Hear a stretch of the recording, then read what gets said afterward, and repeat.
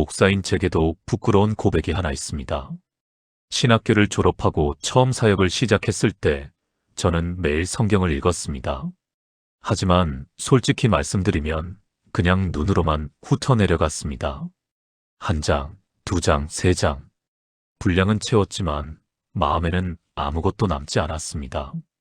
오늘도 읽었다는 의무감만 남았을 뿐이었죠. 여러분도 혹시 그런 경험이 있으신가요? 성경을 펼치고 한 장을 다 읽었는데 책을 덮는 순간 무슨 내용이었는지 기억나지 않는 경험 말입니다. 마치 모래 위에 물을 붓는 것처럼 읽어도 읽어도 마음에 스며들지 않는 것 같은 느낌이지요. 그러던 어느 날 제 사역을 완전히 바꾼 만남이 있었습니다. 2019년 2월 어느 추운 겨울날이었습니다. 부산 금정구에 사시는 87세의 박순자 할머니를 신방하게 되었습니다. 할머니는 당뇨 합병증으로 시력이 많이 약해지신 상태였습니다. 신문도 제대로 보기 힘드셨고 성경책의 작은 글씨는 거의 보이지 않으셨습니다. 그런데 놀라운 것은 이 할머니가 매일 새벽 4시에 일어나서 시편을 소리내어 읽으신다는 것이었습니다. 할머니, 글씨가 잘 안 보이시는데 어떻게 성경을 읽으세요? 제가 조심스럽게 여쭤보았습니다. 할머니는 환한 미소를 지으시며 대답하셨습니다. 목사님, 제가 눈이 어두워서 글씨가 잘 안 보이거든요.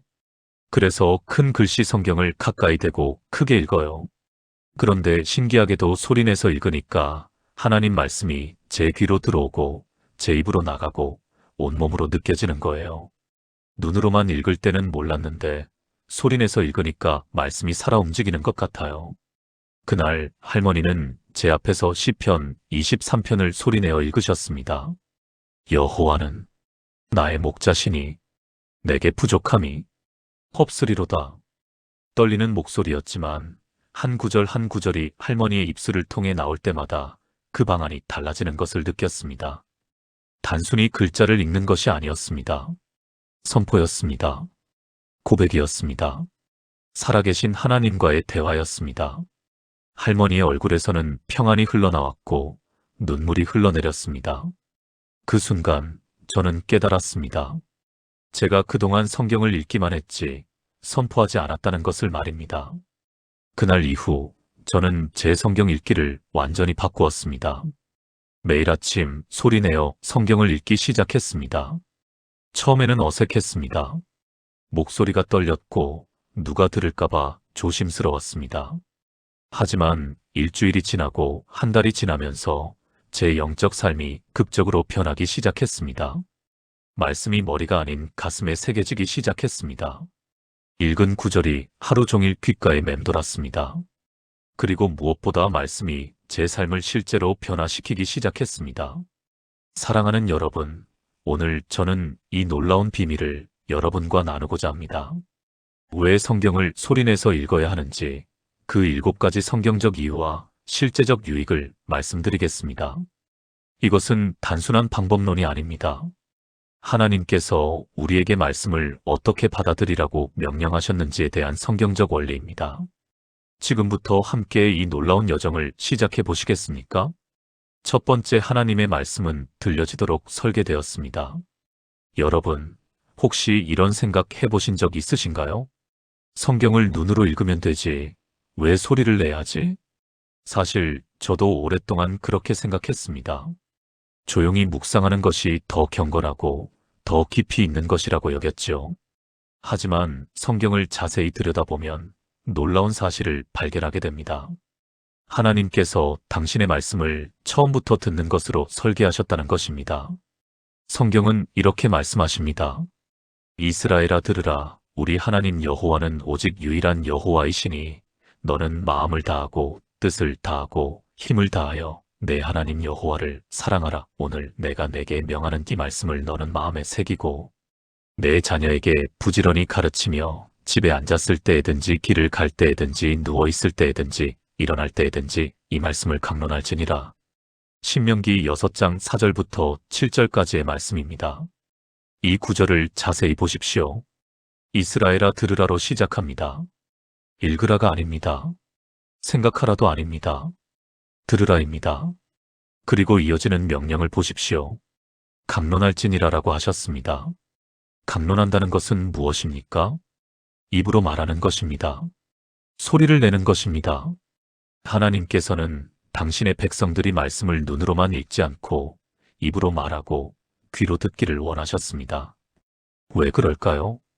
고대 이스라엘의 문화를 이해하면 더욱 명확해집니다. 당시에는 책이 매우 귀했습니다. 인쇄술이 없었기 때문에 모든 성경은 손으로 필사되어야 했습니다. 한 가정에 성경책 한 권이 있다면 그것만으로도 큰 축복이었습니다. 그렇다면 어떻게 말씀을 전했을까요? 소리내어 읽는 것입니다. 회당에서 랍비가 두루마리를 펴고 소리내어 읽으면 사람들은 귀로 들었습니다. 가정에서 아버지가 자녀들에게 소리내어 읽어주면 아이들은 그것을 암송했습니다. 길을 가면서도 일을 하면서도 그들은 입으로 말씀을 되뇌었습니다. 이것이 바로 하나님께서 설계하신 말씀 전수 방법이었습니다. 제가 아는 대전 유성구에 사시는 김영수 집사님의 이야기를 들려드리겠습니다. 김 집사님은 올해 62세이시고 30년간 공무원으로 일하시다가 은퇴하셨습니다. 은퇴 후 시간이 많아지자 성경을 제대로 읽어보고 싶다는 마음이 드셨답니다. 그래서 매일 아침 30분씩 성경을 읽기 시작하셨습니다. 하지만 3개월이 지나도 별 변화가 없었습니다. 읽기는 읽는데 머리에 남는 것이 없었습니다. 그러던 어느 날 교회 새벽 기도회에서 목사님이 신명기 6장 말씀을 전하셨습니다. 강론할지니라는 말씀이 집사님의 마음에 꽂혔습니다. 아, 내가 그동안 읽기만 했지 입으로 말하지 않았구나. 다음 날부터 집사님은 방식을 바꾸셨습니다. 매일 아침 베란다에 나가서 시편 한 장씩을 소리내어 읽기 시작하신 것입니다. 처음에는 이웃 사람들이 들을까봐 작은 목소리로 읽으셨습니다. 하지만 일주일이 지나자 이상한 일이 일어났습니다. 읽은 구절들이 하루 종일 생각났습니다. 출근하는 버스 안에서도 점심을 먹으면서도 여호와는 나의 목자신이라는 구절이 입술에 맴돌았습니다. 한 달이 지나자 더 놀라운 변화가 일어났습니다. 30년 동안 불면증에 시달렸던 집사님이 밤에 잠을 푹 자게 되신 것입니다. 불안했던 마음이 평안해졌습니다. 은퇴 후의 막막함이 사라지고 하루하루가 감사로 가득 채워졌습니다. 3개월 후 집사님은 시편 150편을 모두 소리내어 읽고 암송하셨습니다. 지금은 매일 아침 다른 성도들과 함께 성경을 소리내어 읽는 모임을 인도하고 계십니다. 집사님, 어떻게 그렇게 변화하셨어요? 제가 여쭤보았습니다. 집사님은 이렇게 대답하셨습니다. 목사님, 하나님께서 처음부터 말씀을 그렇게 받으라고 설계하셨더라고요. 듣고 말하고 강론하라고요. 제가 그걸 몰랐던 거예요. 이제는 매일 아침 하나님 말씀을 제 입으로 선포합니다. 그러면 제 귀로 들리고 제 마음에 새겨지고 제 삶이 변화됩니다. 사랑하는 여러분, 지금 저와 함께 이렇게 기도해 보시겠습니까? 하나님 아버지, 말씀을 듣고 강론하라고 명령하신 주님께 감사드립니다. 저는 이제 주님의 말씀을 눈으로만 읽지 않고 입으로 선포하겠습니다. 제 입술이 주님의 진리를 말하게 하시고 제 귀가 주님의 음성을 듣게 하소서. 말씀이 제 마음에 깊이 새겨져서 제 삶을 변화시키게 하소서. 주님께서 설계하신 방법으로 말씀을 받아들이기를 원합니다. 예수님의 이름으로 기도합니다. 아멘. 이 기도를 매일 아침 성경을 펴기 전에 고백해 보세요. 여러분의 성경 읽기가 완전히 달라질 것입니다. 두 번째, 믿음은 들음에서 나며 들음은 하나님의 말씀으로 옵니다. 많은 분들이 이렇게 질문하십니다. 어떻게 하면 믿음이 자랄 수 있을까요? 왜 제 믿음은 이렇게 약할까요? 어떻게 하면 흔들리지 않는 믿음을 가질 수 있을까요? 여러분도 이런 고민해 보신 적 있으시지요? 사실 저도 목사가 되고 나서도 이런 질문을 수없이 했습니다. 더 많이 기도하면 믿음이 자랄까요? 더 많이 금식하면 믿음이 강해질까요? 더 많이 봉사하면 믿음이 견고해질까요? 물론 이 모든 것이 중요합니다. 하지만 성경은 믿음이 자라는 가장 근본적인 방법에 대해 명확하게 말씀하고 계십니다. 사도 바울은 로마서에서 이렇게 선포합니다. 그러므로 믿음은 들음에서 나며 들음은 그리스도의 말씀으로 말미암았느니라. 로마서 10장 17절의 말씀입니다. 이 구절을 천천히 다시 읽어보십시오. 믿음은 들음에서 나며 읽음에서가 아닙니다. 생각함에서가 아닙니다. 들음에서입니다. 그리고 그 들음은 어디서 옵니까? 그리스도의 말씀으로 말미암았느니라. 여기서 핵심은 들음입니다. 눈으로 보는 것이 아니라 귀로 듣는 것입니다. 왜 하나님께서는 믿음이 들음에서 나온다고 말씀하셨을까요? 과학적으로도 매우 흥미로운 사실이 있습니다. 인간의 뇌는 시각 정보보다 청각 정보를 더 깊이 처리합니다. 눈으로 읽은 것은 단기 기억에 저장되지만 귀로 들은 것은 장기 기억으로 이동할 가능성이 훨씬 높습니다. 특히 자신의 목소리로 말하고 자신의 귀로 들을 때 뇌의 여러 영역이 동시에 활성화됩니다. 시각 영역, 청각 영역, 언어 영역, 운동 영역이 모두 함께 작동하는 것입니다. 이것이 바로 소리내어 읽을 때 말씀이 더 깊이 각인되는 이유입니다. 하지만 이것은 단순히 과학적 원리만이 아닙니다. 영적 원리이기도 합니다. 우리의 믿음은 하나님의 말씀을 듣는 것을 통해 자랍니다. 제가 아는 서울 강남구에 사시는 이미선 권사님의 이야기를 나누겠습니다. 권사님은 올해 58세이시고 20년간 암과 싸우고 계십니다. 2005년에 유방암 진단을 받으셨고 수술과 항암 치료를 받으셨습니다. 5년간 잘 지내시다가 2010년에 재발했습니다. 또다시 항암 치료를 받으셨습니다. 그리고 2015년, 2020년에도 재발과 치료를 반복하셨습니다. 20년이라는 긴 시간 동안 암과 싸우면서 권사님의 믿음도 여러 번 흔들렸습니다. 하나님, 왜 저만 이렇게 오래 고통받아야 하나요? 언제까지 이 싸움을 해야 하나요? 기도해도 응답이 없는 것 같았고 성경을 읽어도 위로가 되지 않았습니다. 2021년 봄, 권사님은 심한 우울증에 빠지셨습니다. 병원 치료도 거부하시고 교회도 나가지 않으셨습니다. 그때 권사님의 딸이 어머니를 위해 특별한 선물을 하나 준비했습니다. 오디오 성경이었습니다. 엄마, 눈으로 읽기 힘드시면 그냥 들으세요. 매일 아침 30분씩만 들으세요. 처음에는 거부하셨습니다. 하지만 딸의 간곡한 부탁에 어쩔 수 없이 듣기 시작하셨습니다. 첫날 시편 23편을 들으셨습니다. 여호와는 나의 목자시니 내게 부족함이 없으리로다. 눈으로 수없이 읽었던 구절이었습니다. 하지만 귀로 들으니 달랐습니다. 마치 하나님께서 직접 권사님께 말씀하시는 것 같았습니다. 눈물이 흘러내렸습니다. 다음 날 권사님은 그냥 듣기만 하지 않고 따라 말하기 시작하셨습니다. 여호와는 나의 목자시니 내게 부족함이 없으리로다. 떨리는 목소리였지만 한 구절 한 구절 입으로 고백하셨습니다. 일주일이 지나자 권사님은 아침마다 시편 한 장씩을 소리내어 읽고 듣기 시작하셨습니다. 한 달 후 놀라운 변화가 일어났습니다. 우울증 약을 먹지 않아도 잠을 잘 수 있게 되었습니다. 식욕이 돌아왔습니다. 무엇보다 다시 교회에 나가고 싶다는 마음이 생겼습니다. 3개월 후 권사님은 병원 치료를 재개하셨습니다. 6개월 후 암 수치가 현저히 낮아졌습니다. 의사 선생님도 놀라워하셨습니다. 지금 권사님은 4년째 안정적으로 지내고 계십니다. 제가 여쭤보았습니다. 권사님, 무엇이 권사님을 다시 일으켜 세웠습니까? 권사님은 울면서 대답하셨습니다. 목사님, 로마서 10장 17절 말씀이 제 인생의 구절이 되었어요. 믿음은 들음에서 나며 들음은 그리스도의 말씀으로 말미암았느니라. 제가 눈으로 읽을 때는 그냥 글자였어요. 하지만 귀로 들으니까, 제 입으로 말하니까 그게 하나님의 음성이 되었어요. 하나님께서 저한테 직접 말씀하시는 거예요. 그 말씀을 들을 때마다 제 믿음이 자랐어요. 죽고 싶었던 사람이 살고 싶어졌어요. 포기하고 싶었던 사람이 다시 싸우고 싶어졌어요. 그게 다 말씀을 듣고 말하면서 생긴 믿음이에요. 사랑하는 여러분, 함께 기도하시겠습니까?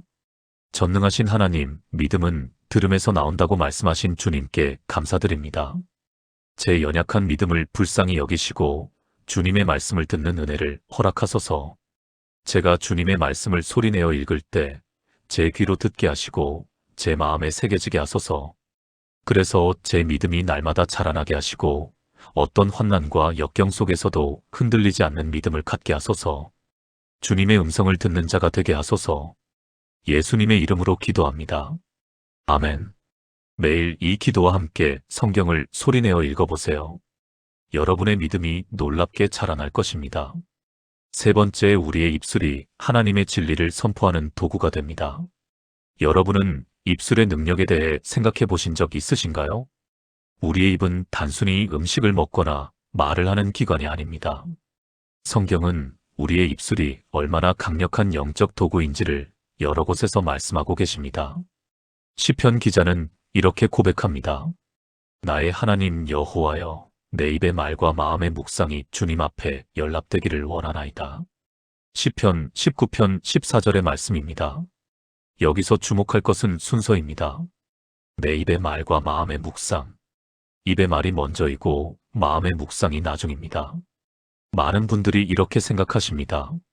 마음으로 먼저 믿어야 입으로 고백할 수 있지. 하지만 성경은 그 반대도 가능하다고 말씀하십니다. 때로는 입으로 먼저 고백하면 마음이 따라온다는 것입니다.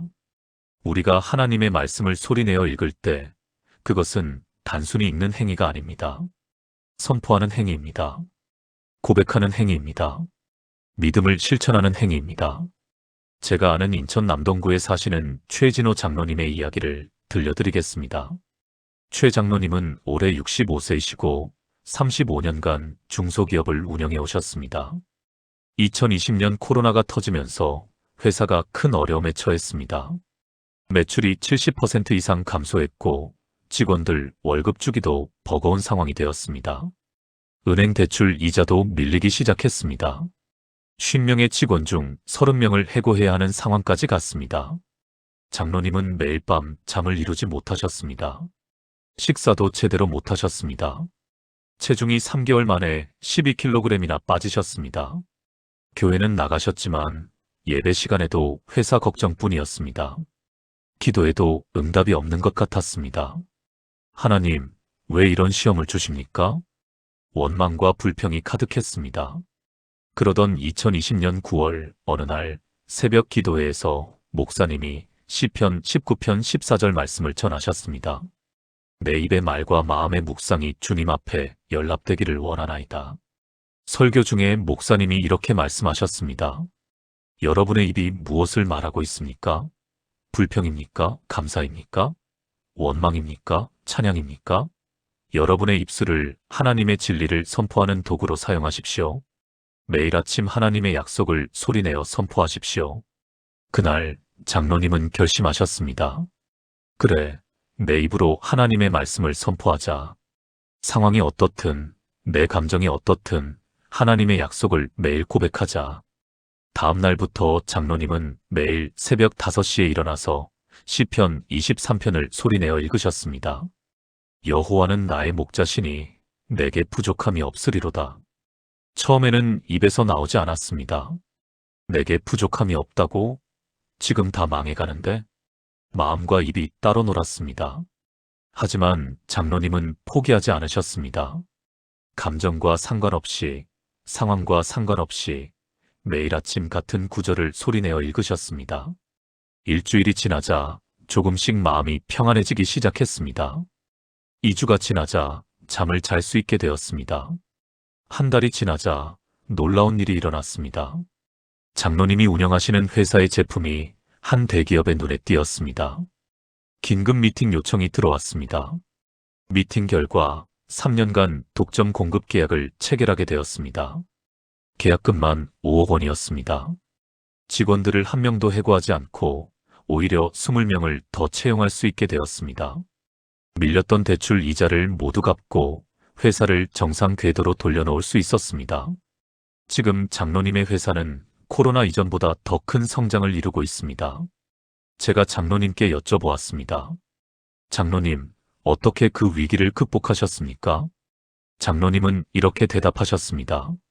목사님, 제 입술이 달라졌어요. 예전에는 불평과 원망을 입에 달고 살았어요. 안 돼, 망했어, 끝났어. 이런 말들만 했죠. 그런데 매일 아침 하나님의 말씀을 제 입으로 선포하기 시작하면서 제 입술이 달라졌어요.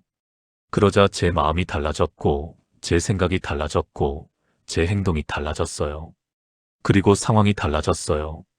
제 입술이 하나님의 진리를 선포하는 도구가 된 거예요. 사랑하는 여러분, 지금 함께 기도해 보시겠습니까? 사랑하는 하나님, 아버지, 제 입술을 거룩하게 하소서. 불평과 원망의 도구가 아니라 주님의 진리를 선포하는 도구가 되게 하소서. 제가 매일 주님의 말씀을 입으로 고백할 때 그것이 제 마음을 변화시키고 제 상황을 변화시키게 하소서.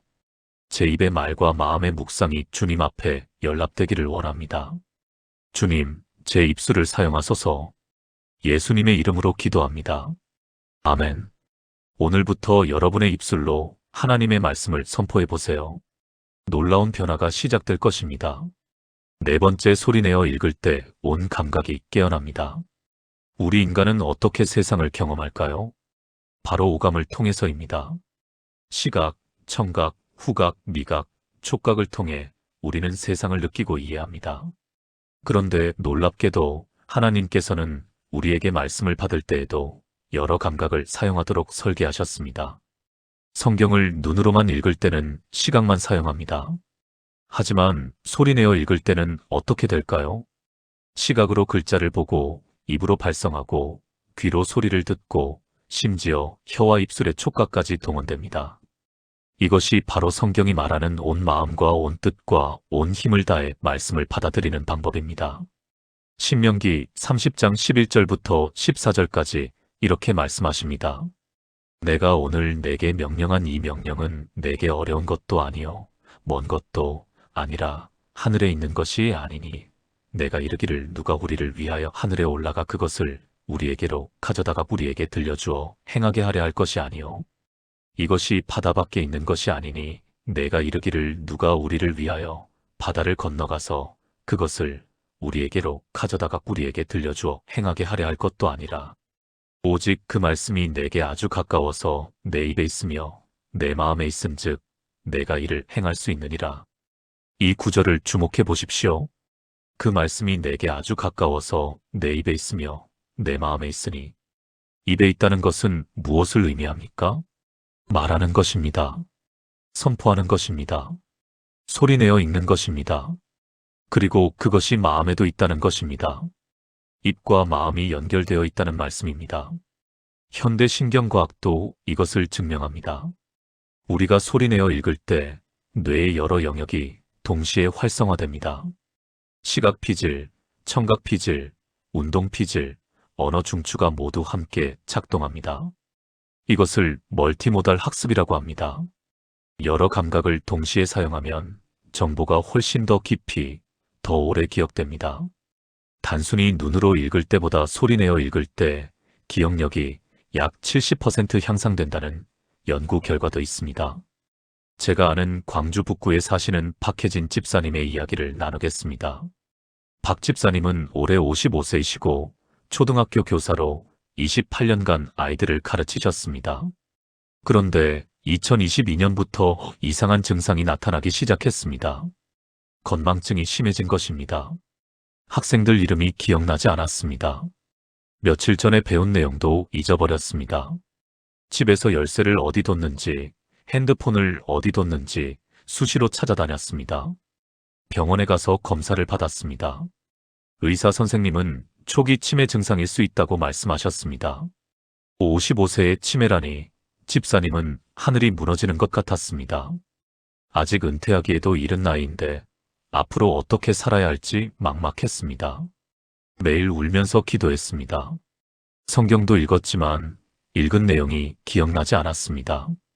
방금 읽은 구절도 5분만 지나면 까맣게 잊었습니다. 그러던 2023년 1월 교회에서 성경 암송 모임이 시작되었습니다. 집사님은 내가 어떻게 암송을 해? 읽은 것도 기억 못하는데 하고 망설이셨습니다. 하지만 목사님의 권유로 용기를 내서 참석하셨습니다. 모임의 방법은 간단했습니다. 매주 한 구절씩 소리내어 읽고 소리내어 암송하는 것이었습니다. 첫 주에는 시편 23편 1절이었습니다. 여호와는 나의 목자시니 내게 부족함이 없으리로다. 집사님은 이 한 구절을 100번 넘게 소리내어 읽으셨습니다. 출근길 차 안에서도 점심시간에도 퇴근 후에도 계속 소리내어 읽으셨습니다. 처음에는 100번 읽어도 외워지지 않았습니다. 하지만 포기하지 않고 계속하셨습니다. 일주일 후 신기한 일이 일어났습니다. 그 구절이 입에서 자연스럽게 나왔습니다. 생각하지 않아도 자동으로 입에서 튀어나왔습니다. 두 번째 주 2절을 추가했습니다. 그가 나를 푸른 풀밭에 누이시며 쉴만한 물가로 인도하시는도다. 이번에는 조금 더 빨리 외워졌습니다. 세 번째 주, 네 번째 주, 집사님은 계속해서 새로운 구절을 추가했습니다. 3개월 후 집사님은 시편 23편 전체를 암송하게 되었습니다. 그런데 더 놀라운 일이 일어났습니다. 건망증이 현저히 좋아진 것입니다. 학생들 이름도 다시 기억나기 시작했습니다. 며칠 전 일도 잘 떠올랐습니다. 열쇠와 핸드폰을 잃어버리는 일도 줄어들었습니다. 6개월 후 병원에서 다시 검사를 받았습니다. 의사 선생님이 놀라워하셨습니다. 집사님, 인지 기능이 정상 범위로 돌아왔습니다. 어떻게 하신 거예요? 집사님은 성경을 소리내어 읽고 암송한 이야기를 나누셨습니다. 의사 선생님은 이렇게 말씀하셨습니다. 아, 그게 바로 멀티모달 뇌자극입니다. 여러 감각을 동시에 사용하면 뇌가 활성화되거든요. 특히 소리내어 읽는 것은 뇌의 여러 영역을 동시에 자극하기 때문에 치매 예방과 치료에 매우 효과적입니다. 지금 집사님은 2년째 매일 성경을 소리내어 읽고 계십니다. 시편 전체를 암송하셨고 지금은 잠언을 암송하고 계십니다. 인지 기능도 완전히 정상이고 오히려 예전보다 더 또렷해졌습니다. 제가 집사님께 여쭤보았습니다. 집사님, 소리내어 읽는 것이 정말 그렇게 다릅니까? 집사님은 환하게 웃으며 대답하셨습니다. 목사님, 눈으로만 읽을 때는 글자만 보였어요. 하지만 소리내어 읽으니까 제 귀로 들리고 제 입으로 나가고 온몸으로 느껴지는 거예요. 제 모든 감각이 깨어나는 거예요. 그러니까 잊어버릴 수가 없어요. 제 안에 깊이 깊이 새겨지는 거예요. 하나님께서 정말 지혜롭게 만드셨더라고요. 우리 몸 전체를 사용해서 말씀을 받아들이도록요. 사랑하는 여러분, 함께 기도하시겠습니까? 전능하신 하나님, 아버지, 제 모든 감각을 주님께 드립니다. 제 눈으로 주님의 말씀을 보고, 제 입으로 주님의 말씀을 고백하고, 제 귀로 주님의 말씀을 듣게 하소서. 제 온 마음과 온 뜻과 온 힘을 다해 주님의 말씀을 받아들이게 하소서. 말씀이 제 안에 깊이 새겨져서 제 기억에 오래 남고 제 삶을 변화시키게 하소서. 제 모든 감각을 통해 주님을 경험하게 하소서. 예수님의 이름으로 기도합니다. 아멘. 오늘부터 온 감각을 동원해서 성경을 읽어보세요. 여러분의 영적 감각이 놀랍게 깨어날 것입니다. 5번째, 악한 영들이 물러가고 하나님의 임재가 임합니다. 많은 분들이 이런 경험을 하십니다. 기도하려고 하면 잡념이 밀려옵니다. 성경을 읽으려고 하면 졸음이 쏟아집니다. 예배드리려고 하면 집중이 안 됩니다. 혹시 여러분도 그런 적 있으신가요? 이것은 단순한 심리적 현상이 아닙니다. 영적 전쟁입니다. 사탄은 우리가 하나님의 말씀에 가까이 가는 것을 싫어합니다. 그래서 온갖 방해 공작을 펼칩니다. 하지만 성경은 우리에게 강력한 무기를 주셨습니다.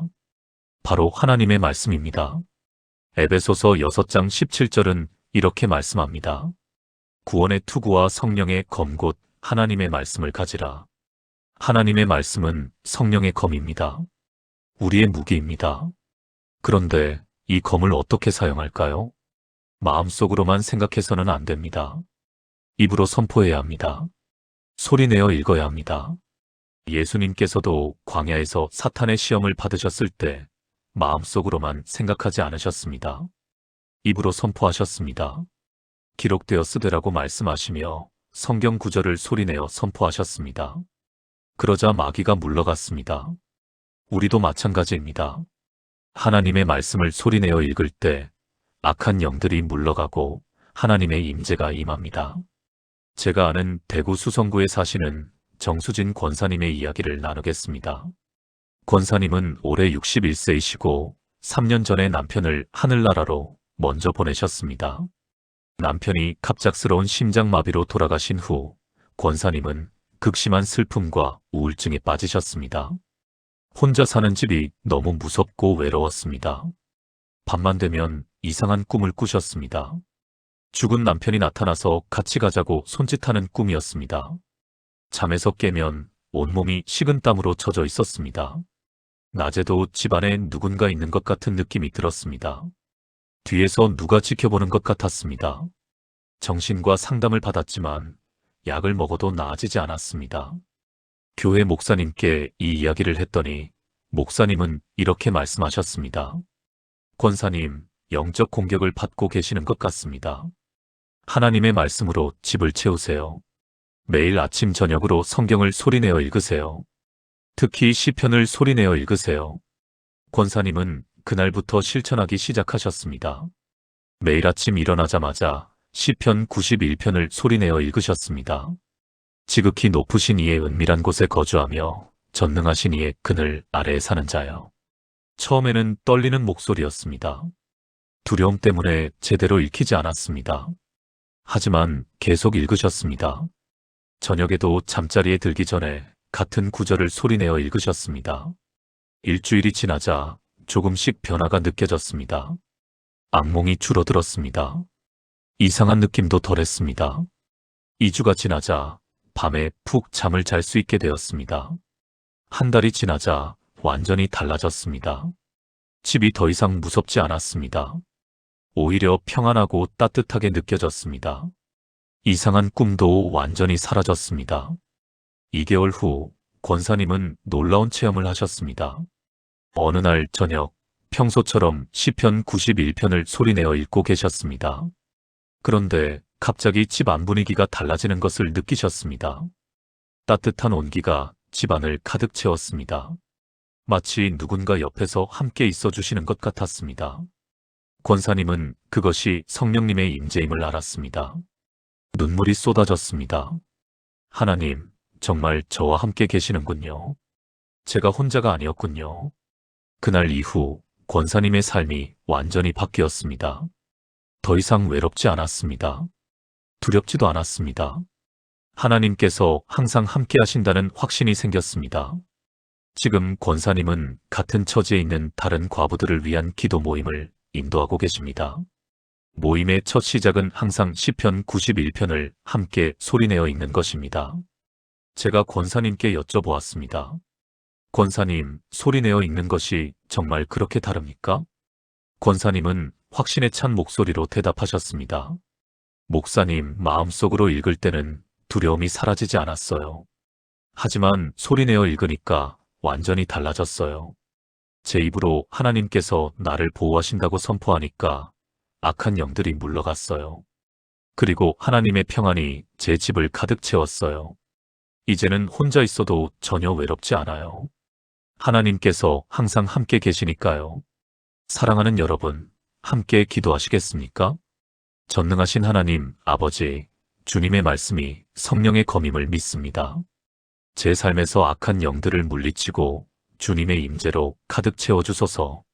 제가 매일 주님의 말씀을 소리내어 선포할 때 모든 두려움과 불안이 물러가게 하소서. 주님의 평안과 보호하심이 제 집과 제 삶을 가득 채우게 하소서. 제가 항상 주님의 임재 안에 거하게 하소서. 예수님의 이름으로 기도합니다. 아멘. 오늘부터 하나님의 말씀을 소리내어 선포해 보세요.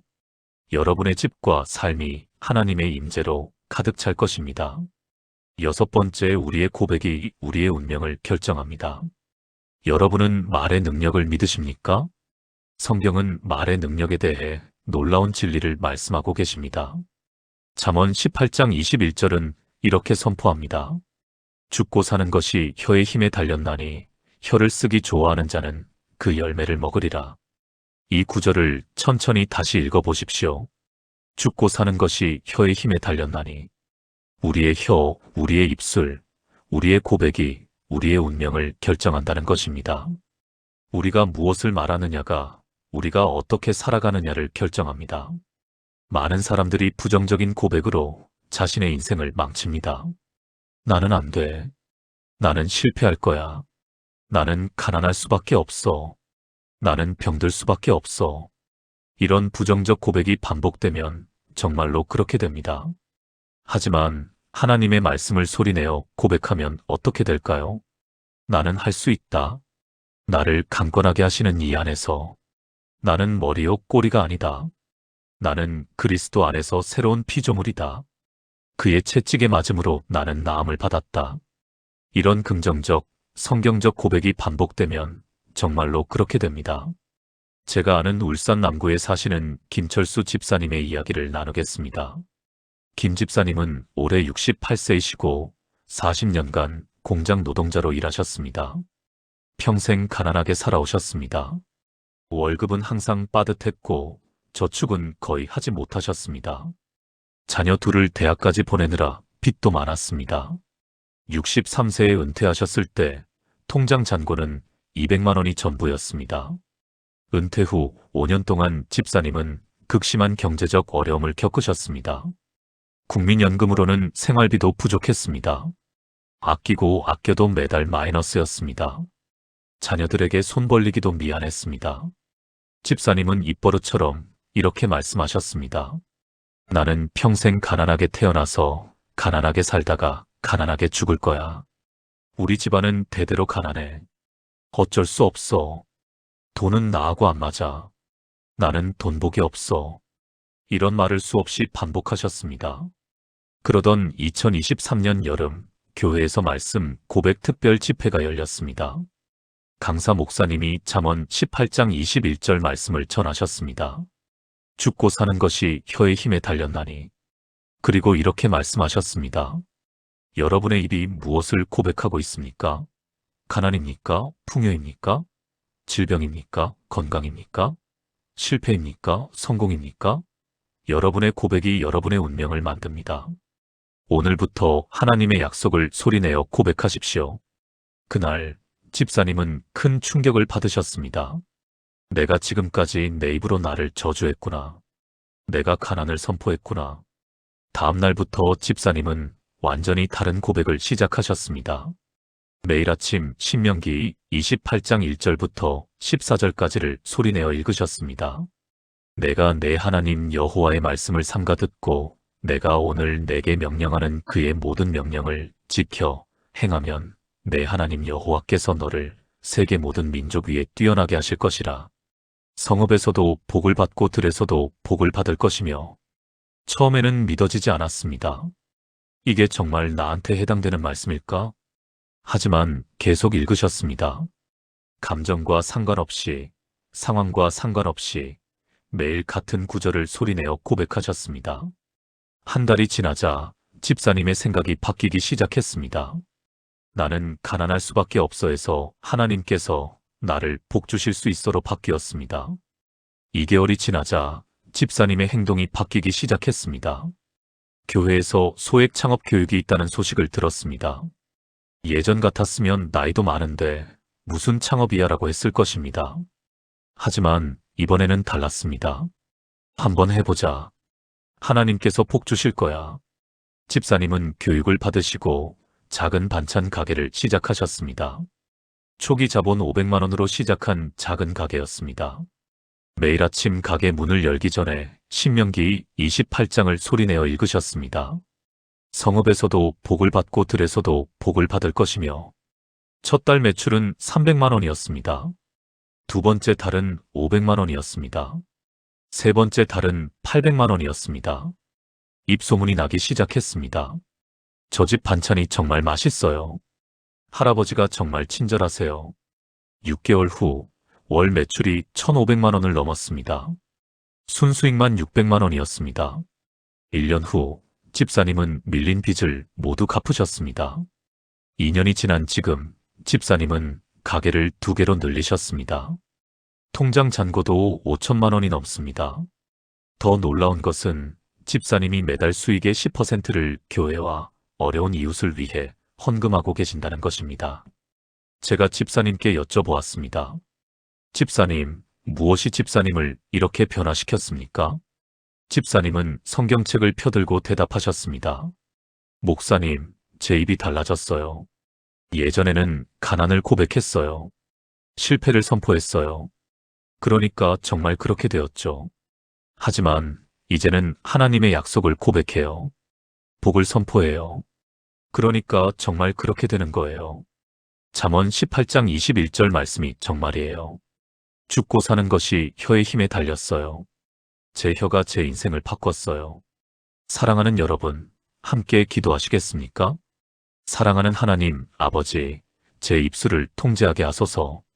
더 이상 부정적인 말, 불신앙의 말을 하지 않게 하소서.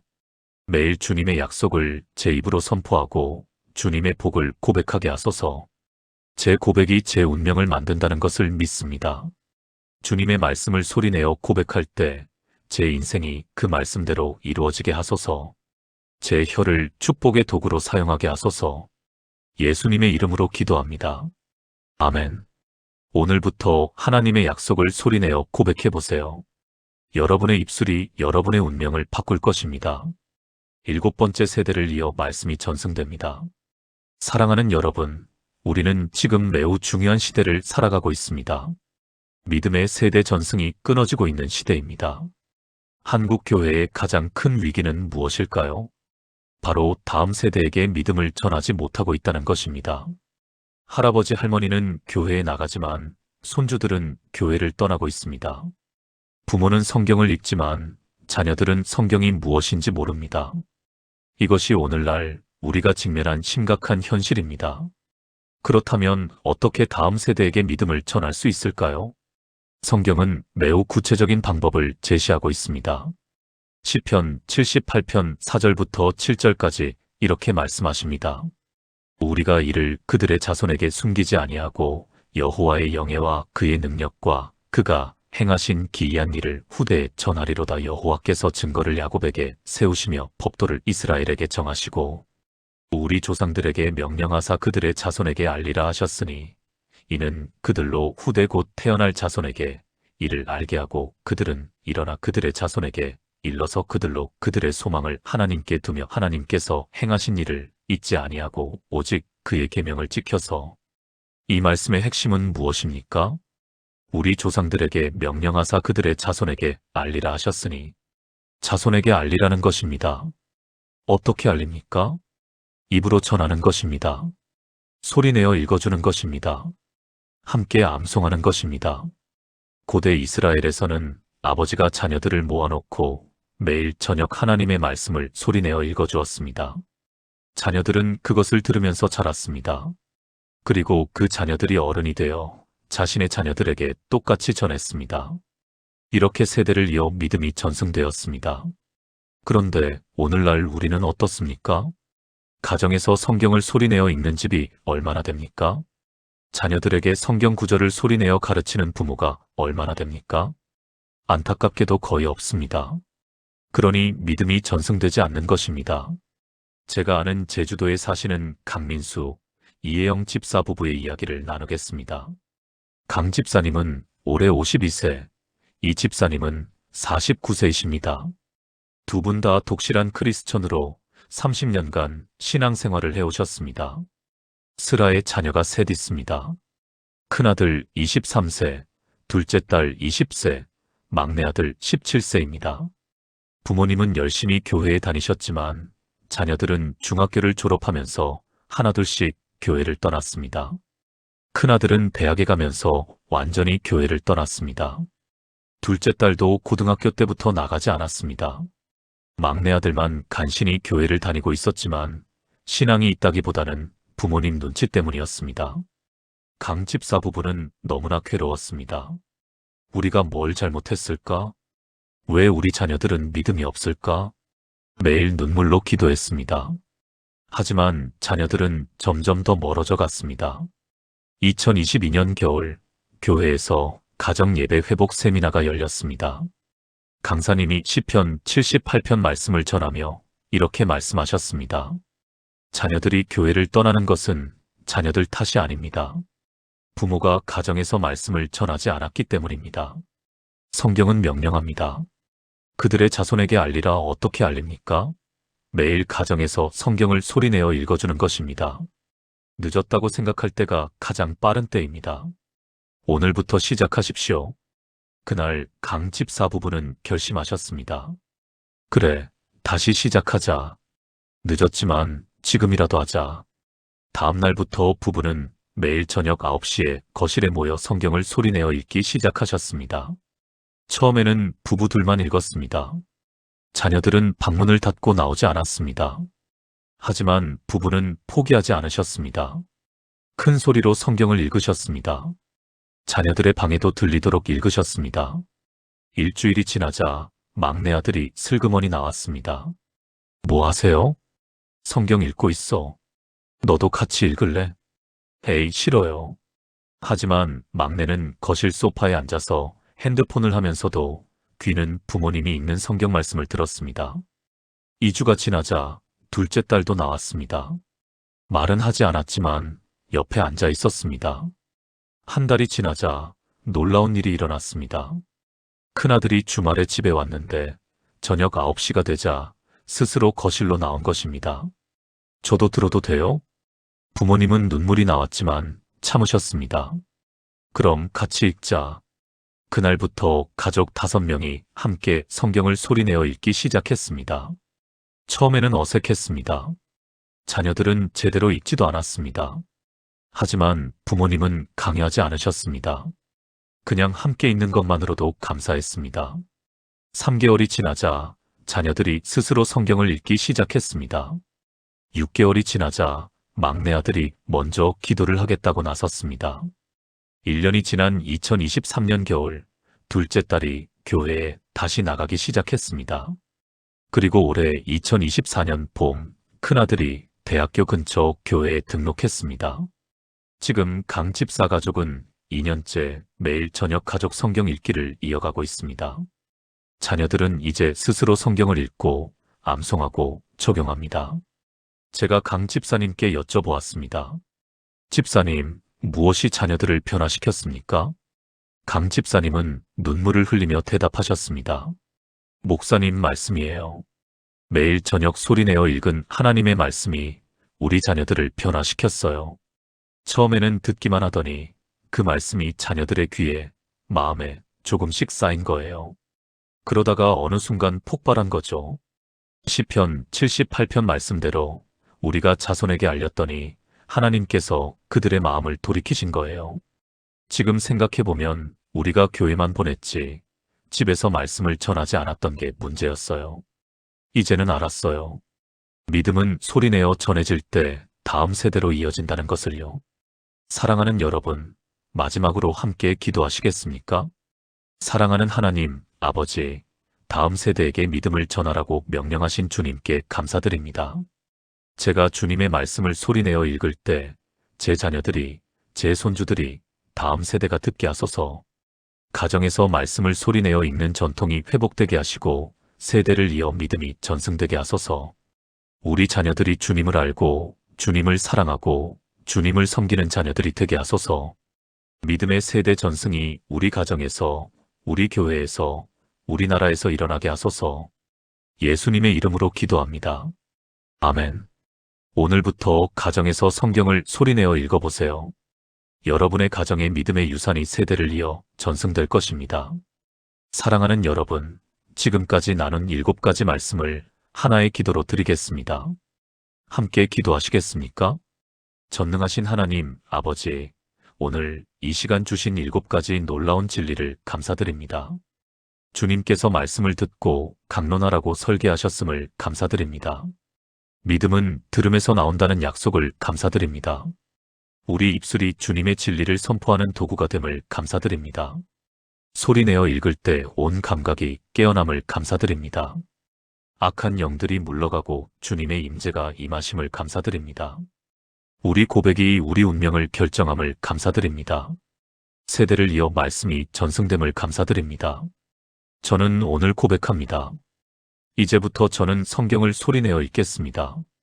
제 눈으로 보고 제 입으로 말하고 제 귀로 듣겠습니다.